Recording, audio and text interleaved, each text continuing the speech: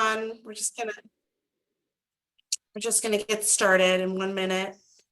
Thank you for joining us today.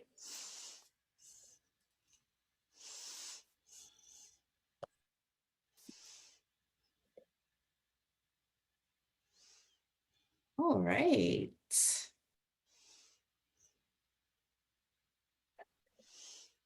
All right, let's get started. So hello and welcome to the 2024 BEA Program Application Webinar. My name is Julie Sandler and I'm the Associate Program Manager for the Bank Enterprise Award Program, as well as the Small Dollar Loan Program. And I'm here today with my colleagues, Michael Fulton and Amy Epitz. So a few housekeeping things before we get started. So this meeting is being recorded. So please keep yourselves on mute and off video. We will have an opportunity to ask questions. If you want, you can raise your hand at the end. We definitely encourage you to use the Q&A portion and ask as they come in. Yeah, so we'll get started. Let's make sure my slides are working. Second slide. All right, here we go. So what we're going to do today is we want to talk about the program. Some of you have applied before, some of you haven't. Just want to make sure what the program is about, talk about that. Then we want to talk about the application process itself. There are multiple steps. And then we're going to go over certain parts of the application overview, reminders, and we want to talk about some updates that we've made to the application. And then we will have plenty of time for questions. We'll answer as many as we can. And we have another application webinar. If you find as you're going through the application, you have more questions, that is on May 22nd, 3 p.m. Eastern time. All right, so with that, I will pass it off to my colleague, Amy. Thank you so much. Thank you, Julie. Okay, I'm going to go over the program overview. The Bank Enterprise Award Program is a performance-based grant program that provides monetary awards to FDIC-insured depository institutions such as banks and thrifts. Banks must demonstrate an increase in their investments in mission-driven lenders known as CDFIs or in their own lending, investing, or service activities in the most distressed communities. For this round, FY 2024, we're going to have $40 million for funding. Next round, please. Next, not next round, not yet. Next slide, please. So unlike other CDFI fund programs, the BEA awards are retrospective. So you're going to be looking backwards at your lending practices. The awards are calculated as a percentage of the applications that demonstrate increase in BA qualified activities from one annual reporting period to another. So your baseline period will be compared to your assessment period. And increases in qualified activities from the baseline to the assessment period positively will impact the applicants, that's you guys' potential BEA program award. Next slide.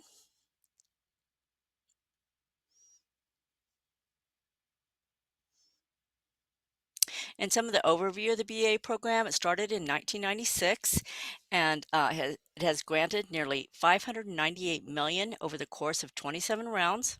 From fiscal year 2016 to 2023, more than 90% of BEA Program Award recipients were FDIC-insured depository institutions defined as small or intermediate as the CRA asset size threshold. During the same period, 2016 to 2023, BEA program recipients increased investments, lending, and technical assistance to certified CDFIs by $340 million, increased lending and direct investments in distressed communities by more than $4.1 billion, and increased financial services in distressed communities by $258 million. So that's you guys' work. So congratulate yourselves. This work cannot be done without you. So now we're going to the eligibility requirements. For all applicants, you must be FDI insured as the first day of the baseline period. For this round, it's January 1st, 2022, and maintain an FDIC insured status at the time of application submission. And bank holding companies are not eligible to apply for BEA. For certified CDFI applicants, an eligible certified CDFI applicant is an insured depository institution that is one of the following. Is either a certified CDFI as of December 31st, 2023, and which is the end of the assessment period, and remains certified at the time the BEA program awards are announced, or has submitted a CDFI certification application by May 28th, 2024, and received its status as a certified CDFI by the time BEA program awards are announced. So the May 28th deadline is, right around the corner. It's a little over 2 weeks, last Tuesday of the month. So if that applies to you guys, make sure you keep that date in mind. For CDFI partner, an eligible CDF partner must have been a certified CDFI when the investment or support was received during the assessment period. For this round, it's 1/1/2023, 12/31 through 12/31/2023. And, so this is and, not or, also an eligible CDFI partner that receives CDFI support activities from an applicant must be integrally involved in a distressed community during the assessment period. Next slide, please. For qualified activities, there's CDFI-related activities providing support to certified CDFI partners. That includes CDFI equity, providing equity investments, grants, and equity-like loans, CDFI support, providing loans, deposits, and or technical assistance to certified CDFIs. Distressed community financing activities, or DCFAs. It's providing direct lending investments in the form of consumer commercial loans in distressed communities. For consumer, that providing affordable home mortgages, home improvement loans, education loans, and small dollar consumer loans. Commercial, providing affordable housing development loans or investment commercial real estate development loans or investment or small business loans. For service activities, providing residents of distressed communities access to financial products, services, such as new branches, new automated teller machines, checking accounts, saving accounts, check cashing, financial counseling, or individual development accounts. Next slide.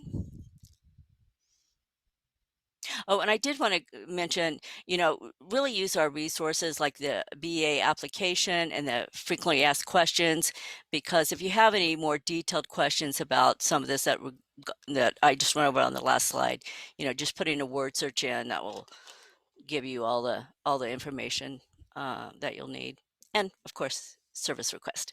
So for distressed community requirements, this hasn't changed from the last round. The BEA distressed communities are census tracts that meet the following distress and geographic requirements. At least 30% of the eligible residents have incomes that are less than the national poverty, and unemployment rate is at least 1.5 times greater than the national average. For geographic requirements, a total population of not less than 4,000 if any portion of the census tract is located within an MSA with a population of 50,000 or greater, or a population of not less than 1,000 if no portion of the area is located within an MSA with a population of 50,000 or greater, or located entirely within an Indian reservation. Next slide. For funding and prioritization, the qualified activity categories, CDFI-related activities, are awarded first, followed by distressed community financing activities, then service activities. And as far as CDFI status, the certified CDFIs are prioritized over non-CDFIs, in each BEA qualified activity category award to certified CDFIs are also calculated using a higher award percentage for most BEA qualified activities. As far as CRA asset size, small businesses receive a priority factor of 5, followed by intermediate small banks, which receive a priority factor of 3, then large banks, which receive a priority factor of 1. Next slide. Okay, for this slide, I'm going to look at my notes just to kind of give you guys an example of the award calculation formulas and how they're used. So like say if you have a certified CDFI with an intermediate asset size reporting on CDFI support activities, you would start first by determining the total dollar increase from the baseline period to the assessment period. Take that dollar figure and multiply by 18% since you are a certified CDFI. If you're non-certified CDFI, then the dollar amount you'd multiply by only 6%. Then lastly, you multiply that figure by the intermediate asset size priority factor of 3. Once you multiply all these amounts, that will total your estimated award amount. Let me run by another example that was given. Let's say you are a non-certified CDFI with a small asset size that is reporting on a commercial DCFA activity. You would start by determining the total dollar increase in this activity from the baseline period to the assessment period. Then you would take that dollar figure and multiply by 3% since you are a non-certified CDFI. Then lastly, you multiply that figure by the small asset size priority factor of 5.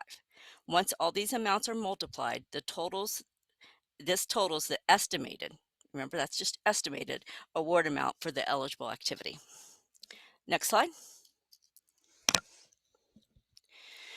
Award uses. Applicants are required to indicate the percentage of the BEA program award the applicant commits to investing in persistent poverty counties. Awards must be reinvested in BEA eligible activities within a performance period of approximately 1 year, and all award recipients are required to report the actual use of the award proceeds to the CDFI fund. And those reports are due 90 days from the end of the period of performance as specified in the award agreement. And with that, I'm going to pass it to my colleague, Mike, to go over the application process. Yes, thank you, Amy. So as Amy said, I'll start by covering the beginning steps of the application process. Then I'll also provide a brief overview of the components within the application. So to start, when getting ready to apply, please first obtain your organization's EIN and UEI numbers. And next, it is critical that your organization registers or updates the accounts in the following systems shown. So SAM.gov, grants.gov, and also AMIS. And just please be aware that the CDFI fund does not maintain grants.gov or SAM.gov. So please visit their websites and contact their support if you have any questions related to those websites. Next slide. All right, next, let's talk a little bit more about EIN and UEI numbers. So to ensure everything is complete on time, new SAM.gov users should register as soon as possible, and existing users should make sure that their accounts are active and up to date. And next, the CDFI fund reserves the right to reject an application if the EIN and UEI number in AMIS does not match the information that's in their SAM.gov and grants.gov account. And do this, please ensure that the information is consistent and just accurate all across the accounts and websites. And lastly, please note that the CDFI fund will reject an application that has an EIN or a UEI number of a parent or affiliate organization. So just be aware of that fact. Next slide. All right, now let's talk about the requirements to submit an application. First, you must submit an SF-424 through grants.gov. And the SF-424 is a requirement, and applicants will not be able to submit their application without submitting it by the deadline. And the deadline to submit SF-424s for this funding round is May 28th by 11:59 p.m. Eastern Time. And when trying to complete the SF-424 requirement, please note that your organization must have an active SAM account to submit it through grants.gov. Next, you must complete the BEA program application through AMIS. The application will ask for various pieces of information about your organization and your award use. Some areas to be prepared for include your organization's asset size, PPC commitment, baseline period activities, assessment period transaction data, and also supporting documentation, among others. Additionally, applicants will have the opportunity to attach their SF-424s and their Title VI compliance worksheets within the application at that time. So next slide. Okay. All right, so now let's discuss the Title VI compliance worksheet. And I do want to preface this section by saying that the Title VI is completed within AMIS and it is not completed inside the application. But once it has been completed inside of AMIS, you can open up your application and then attach it at that point. And all applicants are required to submit the Title VI compliance worksheet once per year. This worksheet helps the CDFI fund determine if applicants are compliant with the regulations for implementing Title VI of the Civil Rights Act. And basically, this is just demonstrating that this prohibits the discrimination based on race, color, or national origin in programs or activities receiving financial assistance from the Treasury. And this worksheet is submitted via AMIS on an annual basis. And if you have any additional questions or need any additional information, please follow the links provided in this slide, as they're definitely very helpful resources. Next slide. Okay, moving on to a quick overview of the baseline assessment periods. So BEA program awards are based on several factors. These include the availability of funds, your CDFI certification status, applicant total asset size, and also the increase in qualified activities from the baseline to the assessment period. And this is very similar to what Amy was demonstrating. And due to this, the increase in qualified activities between these two periods, the baseline assessment period, is a critical factor when determining your overall award size. So for the purposes of this 2024 funding round, the baseline period runs from January 1st to December 31st, 2022, and the assessment period goes from January 1st to December 31st, 2023. And we do want to point out, because this is different than prior rounds, that the baseline and assessment periods are 12-month periods for this round. And for more information, please feel free to review relevant guidance documents, including the NOFA, the application instructions, and other guidance documents that are found on our CDFI Funds public website. Next slide. Okay, lastly, I'm going to cover personally identifiable information, or PII. And here I just want to emphasize that the CDFI fund does not collect and will not accept any PII in AMIS or supporting documentation. Applicants must ensure that all PII is redacted in supporting documentation prior to submitting an application. If the CDFI fund discovers PII while reviewing a transaction, the supporting documentation will then be deleted, and the CDFI fund will have to deem the transaction ineligible. An important consideration to note is to please ensure individuals' personal addresses and other PII are redacted in legal documents for commercial loans. However, the addresses indicating the physical location of the activity financed or investment or service provided should not be redacted. And also, please do not redact signatures on executed legal documents like loan agreements, promissory notes, among others. And for more information, please see our FAQs on our public website to see examples of PII and what is appropriate and not appropriate to redact. And with that, I will pass it over to Julie to wrap it up.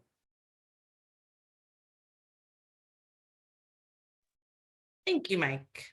So I want to talk about some of the updates we've made this year to the application. 2024, it's kind of back to business. If anyone applied last year, we're back to a 12-month assessment period, a baseline 12-month assessment period. We also are focusing this year, it's just one ACS eligibility data set. So last year was a transition year. You could use 2015 BA eligibility census tracts or 2020. This year for both applying for qualified activities as well as for PPC requirements is the 2020, the most updated data set. So just wanted to point that out. That's a big thing. Also, as Mike had mentioned, Title VI compliance worksheet is new to BEA. It's been going all of the CDFI programs. This is new to year. If you apply it, we work on small dollar loan program. That was the first program to launch this requirement, just to be in line with Treasury regulations. So it is new. If you've already applied for CDFI FA, at the bank level, bank subsidiary level, you can use the same Title VI compliance worksheet, provided it was completed in calendar year 2024. So those are some big new changes that have happened. We've also added a new field to the CSV file. This is called, we call that's a little typo there, business type. Sometimes it's business activity, we'll refer to it. And that's when uploading certain DCFA transactions. CRE and small business are specifically the ones there. And this is just to ensure that information we had asked before in the application is now making sure that everyone is submitting it. We now do not have a transaction only deadline. Applicants are still encouraged to submit early, and we really encourage you, but there's no two separate deadlines and no stopping from adding supporting documentation if you need to. So it's just one deadline, which is June 25th, and I'll kind of walk through all the deadlines, but don't want to create any additional confusion there. A big change that we have made is we've kind of revised our tables a little bit, and we think that's a benefit to you. So I think it was previously table 4 is now table 1. It kind of makes sense. We want to group everything together. So table 1 is where you're just reporting your baseline activities. We just are looking for information related to your estimated award amount. So if you're seeking an award in just for CRE, DCFA CRE activities, like we're just looking for your baseline and your assessment of that. Hopefully that kind of helps streamline things a little bit for everyone. The minimum award size per the NOFA is now 10,000. So if we come out that your estimated award amount is below 10,000, you will not receive an award. So just keep that in mind. That hasn't been an issue in the past, but we just wanted to put that in there. And we've also just made a couple of revisions here and there that mostly just align definitions much closer to the interim rule. So for example, there's no more minimum loan size for affordable housing loans. So previously was 500,000. That is no longer the case because we're aligned with the BEA interim rule. So that is on our website, hasn't been updated because but I encourage everyone to make sure they're really reading that closely. Next slide. All right. So here are our big deadlines. So we open the round on April 25th. You must, Mike was talking about this, register a user, have your AMIS account, submit your SF424, your UEI, all of that EIN, that must be clean in all of these accounts by May 28th. And I would also add a sub-bullet, if you're planning to apply for CDFI certification, it is also on May 28th. So any interest, even if you're not going to sure you're going to submit the application, you won't be able to complete the BEA application if you do not complete the steps by May 28th, which is the SF424. The last day for questions from the program office, from us to our friends in certification and compliance is June 21st. And the last day to ask IT is up to the deadline, June 25th, but at 5 p.m. And then you must be submitting your Title VI compliance worksheet, must be submitted with an AMIS, and then also attached. And that all is on June 25th, 2024 at 11:59 p.m. If you have questions, and we're getting really good questions, so please reach out. Here's our contact information. Our preferred method is service request. That's probably going to get you the quickest answer, to be honest, because sometimes it's just going to be the cleanest and quickest way to do it. But if you want to shoot an email, please do it. Again, like as Mike said, we don't manage grants.gov or SAM.gov or those systems, so you will have to reach out to them directly if you have questions. And with that, I'd like to open, I'm going to stop sharing my screen. Open it up for questions. Feel free to use the chat. Feel free to raise your hands.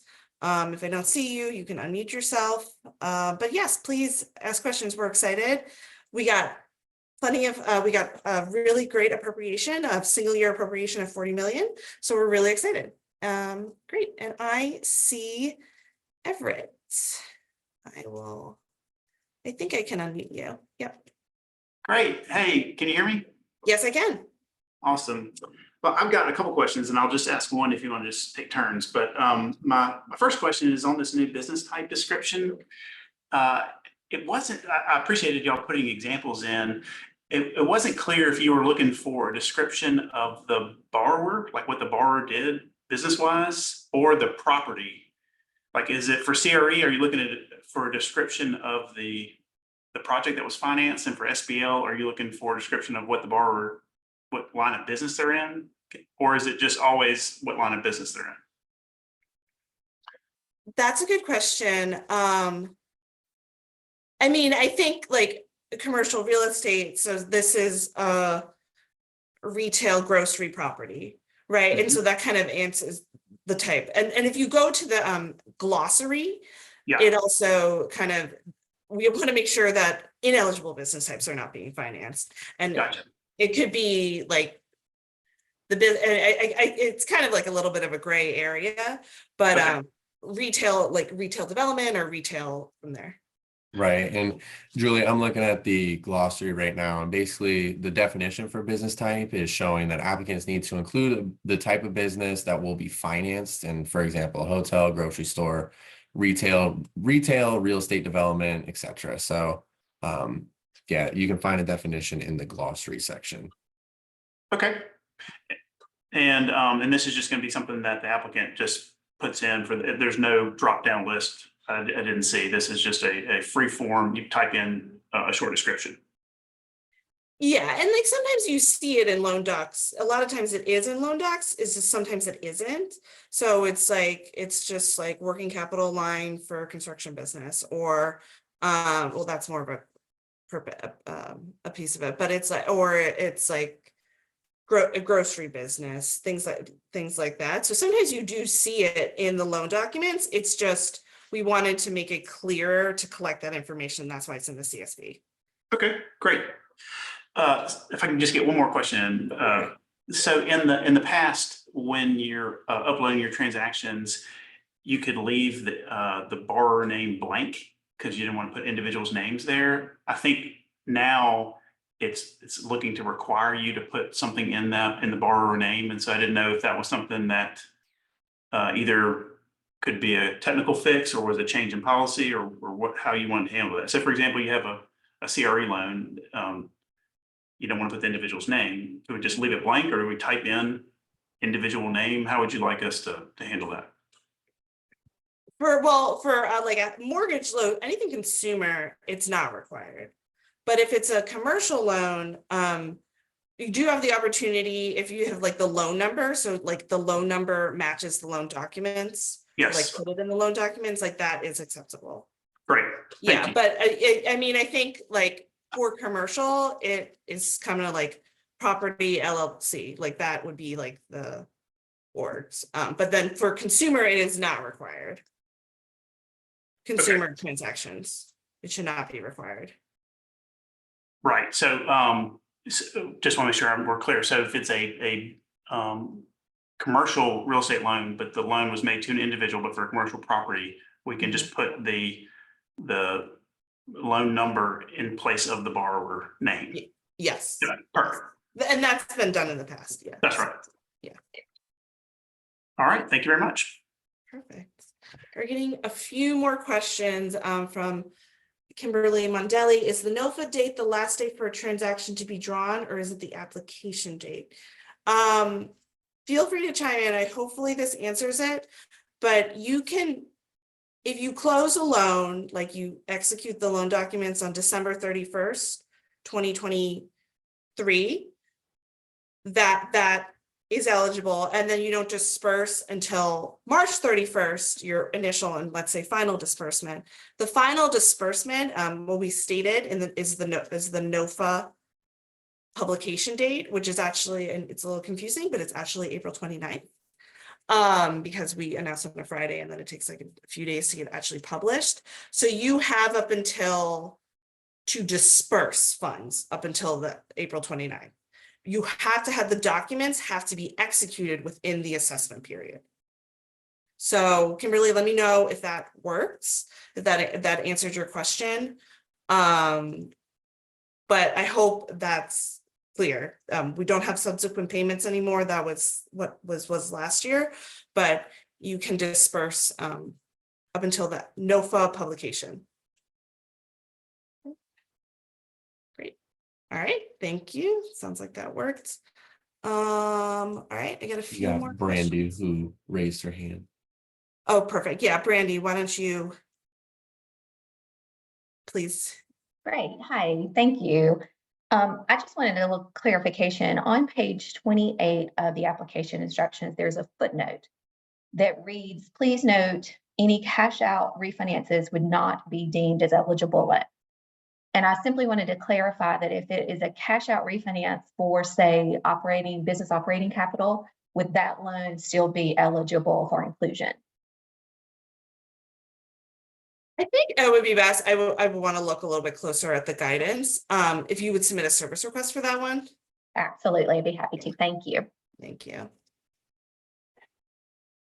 All right. We've gotten a few questions in the chat. So this session is being recorded, and so kind of where you clicked on the link where all of our materials are on our website, and so click on it will be replaced with a recording and then a link to the presentation. So yes, you'll be able to access this recording again. And then please expand on if or when a Native American reservation can impact the BEA tracks. I mean, it is eligible. I encourage you to use SIMS and also the tabular data and kind of search by census tract.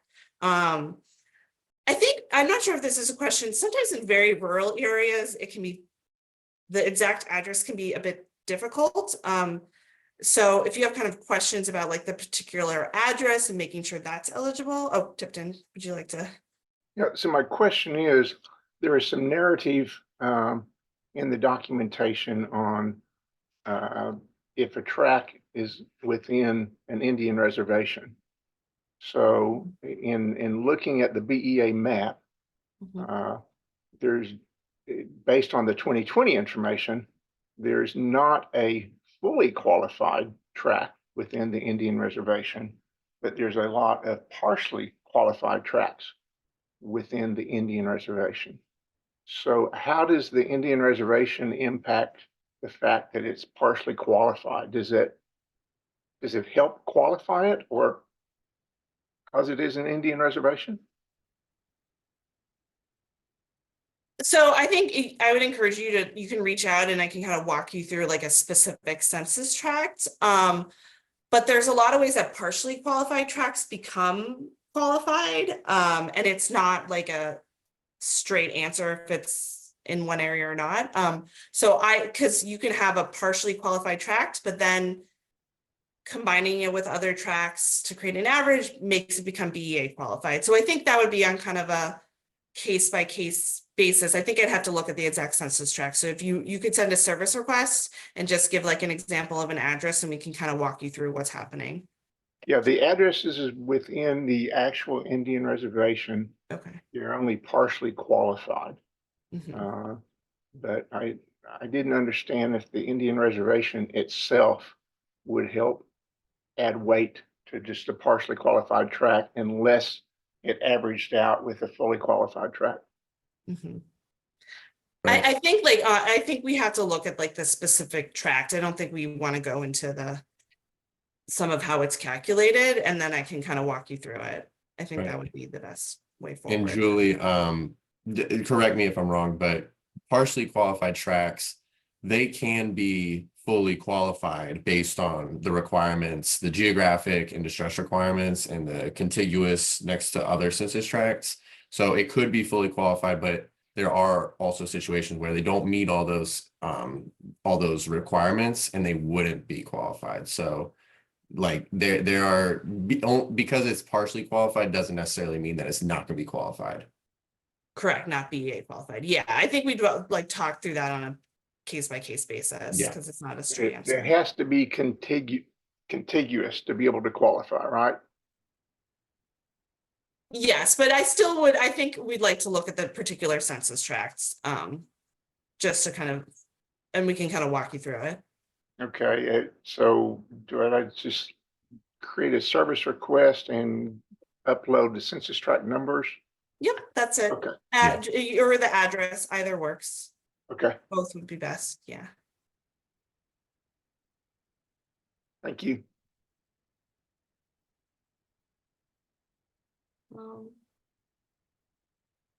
I wanted to clarify something that received the comments from me. It is new this year that your disbursements only go up to the NOFA publication date. We've been changing it a little bit. It previously it could be within 12 months, but then we were doing subsequent payments. Didn't move forward with that. And then it was up to the application submission, but we wanted to be clearer and cleaner. And we also opened the round slightly later this year. And so that's why it is the NOFA publication date.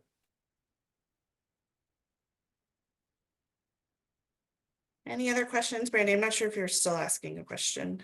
I think so. No, I'm sorry, I don't have another question. Thank you for checking. That's okay. Yeah. All right. Oh, Don? Can you clarify? So your slide said April 25th was the note for publication date, but it was the 26th and it's on the website as the 26th. So should disbursement be 25th or 26th? Just so- Sorry, sorry, we opened the round on the 26th. You're right. We were 20, I apologize for that, but the NOFA was not actually published until the 29th. Okay, so we That can is, use the yes, it is 29th. confusing, Okay, yes. so we Yeah. can use the 29th as the Yes. disbursement. Okay, thank you.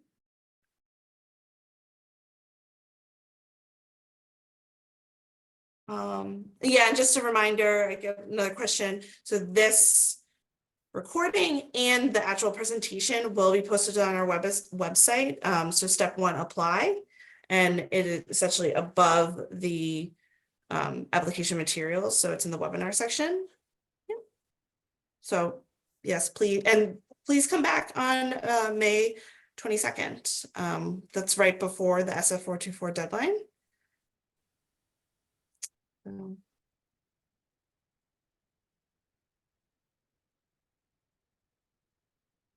Any further questions? We can give each other a little time back.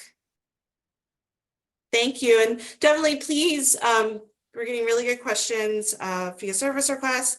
Please submit your transactions early, even just give it a try. Oh, I also want to put a plug in. We just posted on our website, also in the apply section, an AMIS demo. So AMIS, especially CSV, it's like only the second year. So we wanted to update it with the changes, how to deal with errors, how to delete your transactions, how to submit the application. So please go ahead and view that. That's a recording on our website, and that is available to you now. I have another question. Or not, maybe not, went away. All right, well, thank you. And hopefully you'll hear back from some of you, and good luck with your applications. Thank you so much, everyone.